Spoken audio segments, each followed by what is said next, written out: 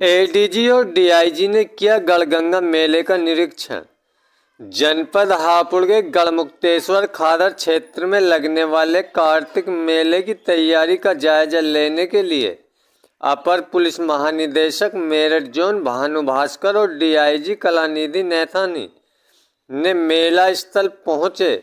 इस दौरान जिलाधिकारी और पुलिस अधीक्षक भी मौजूद रहे। अधिकारियों ने मेला स्थल पर बनी अस्थायी पुलिस लाइन में एक गोष्ठी आयोजित की। उन्होंने बताया कि इस बार मेले को 15 थाने और क्षेत्र को 14 जोन और 32 सेक्टर में बांटा गया है। पुलिस अधीक्षक ने बताया कि ड्रोन कैमरे से पूरे मेले क्षेत्र की निगरानी की जा रही है। मेला भी शुरू हो रहा है, कानून व्यवस्था को लेकर क्या पुख्ता इंतजाम है? मेला में हम लोग की जो तैयारियां हैं वो लगभग 1 महीना पहले से शुरू हो गई और हमारे साथ जो है डीआईजी मेरठ परिषद श्री कलानिधि नैथानी साहब हैं, जिलाधिकारी हापुड़ साहब हैं, एसपी हापुड़ साहब हैं। तो हम लोगों ने आज हम लोग की पहली ब्रीफिंग थी।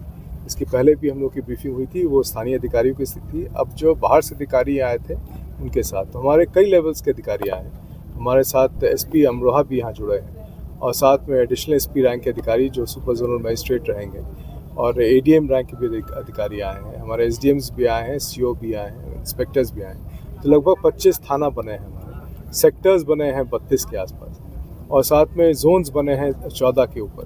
तो इस तरह से बंदोबस्त की गई है ताकि जो हमारा सबसे इम्पोर्टेंट बिंदु है पूरे मेला का, वो है कि श्रद्धालुओं को एक सुखद अनुभूति देने का, सुखद अनुभव देने का उसकी तैयारी की जा रही है ताकि हमारा मेला जो लगभग आज से शुरू हो गया है और लगभग 6 तक चलेगा, तो उसमें सभी लोग जो आएंगे वो बहुत अलग अलग जगह से आएंगे, अलग प्रदेश से भी आएंगे।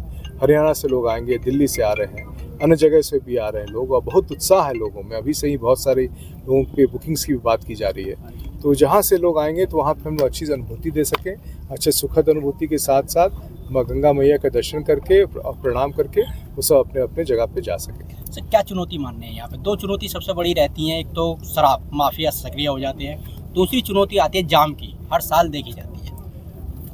लोक व्यवस्था के संबंध की चुनौतियां हैं यहाँ पे और चुनौतियां जो हैं काफ़ी इसलिए हैं क्योंकि पूरा शहर को बसाया जाता है यहाँ पे। अब बसाया जाता है, रूट को भी तैयार की जाती है, व्यवस्थाएं बनाई जाती है।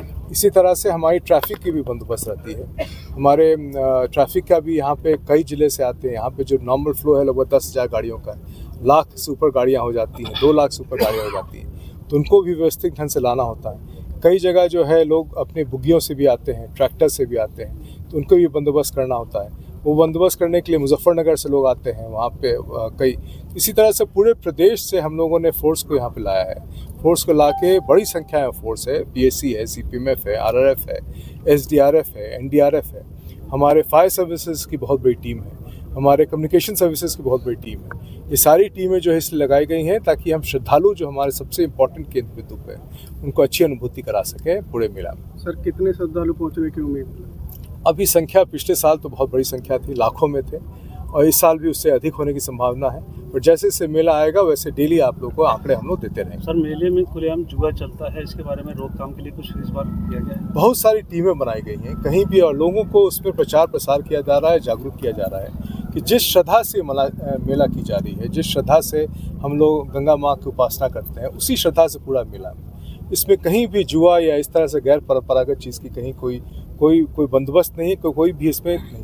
जहाँ भी ऐसी गतिविधियाँ पाई जाएंगी हमारी टीम है, कई उसमें सादे ड्रेसेस में है, कई वो हैं, उसमें सभी को किया जाएगा। साथ में हम लोग स्वयंसेवी संस्थानों को भी जागरूक किए हैं ताकि वो सब भी कोऑपरेट करें और कोऑपरेट करके लोगों के बीच में मैसेज करें कि जिस भावना से हम लोग मेला करा रहे हैं, जिस भावना से गंगा माँ की श्रद्धा होती है, उसी भावना से पूरी मेला को भी हम लोग करा सकते हैं। सर, मेले में मिशन शक्ति 5 को लेकर क्या प्लानिंग है आपकी? मिशन शक्ति 5 के तहत जो है हम लोगों ने बहुत वृहद किया है। जिलाधिकारी साहब ने बहुत तैयारी की है, एसपी साहब ने बहुत तैयारी की है। इसमें सर्वप्रथम तो ये है कि हम लोग कई जगह इस पर होर्डिंग्स लगा रहे हैं, कई जगह जागरूकता कर रहे हैं, कई जगह हम लोग सांस्कृतिक कार्यक्रम भी करा रहे हैं जिसको आगे बढ़ाएगा। तो हम लोग का डेली प्रोग्राम मिशन शक्ति का है जो आपके साथ शेयर किया जाएगा और उसी तहत हम लोग कार्रवाई करेंगे। सर, मेले में स्टंट भी देखने को मिलते हैं, उनको लेकर किस तरीके से कार्रवाई की? देखिए, स्टंट और ये सब चीज़ जो गैर परंपरागत है वो उसको हम लोग इंकरेज नहीं करते और उसमें अगर कहीं भी बच्चों का ऐसे इस्तेमाल करता है तो उसके लिए जो है जो उचित व्यवस्था है उसके तहत हम लोग कार्रवाई करेंगे। हम लोग का उस पर पूरा प्रावधान जुवेनाइल जस्टिस में दिया हुआ है और पॉस्को में दिया गया है कि किन परिस्थिति में क्या करना है। हमारे पुलिस की पूरी ट्रेनिंग दी गई है, मजिस्ट्रेट की ट्रेनिंग दी गई है, सोशल वेलफेयर टीम की ट्रेनिंग दी गई है। कहीं भी ऐसी चीज़ होती है तो तत्कालिक रूप से हम उस पर रिस्पॉन्ड करेंगे। सर पुलिस ने जो है यूट्यूबर्स पर कमर जो शिकंजा कसा है, क्योंकि पशु दौड़ होती है, पुलिस के लिए अभी चुनौती होती है।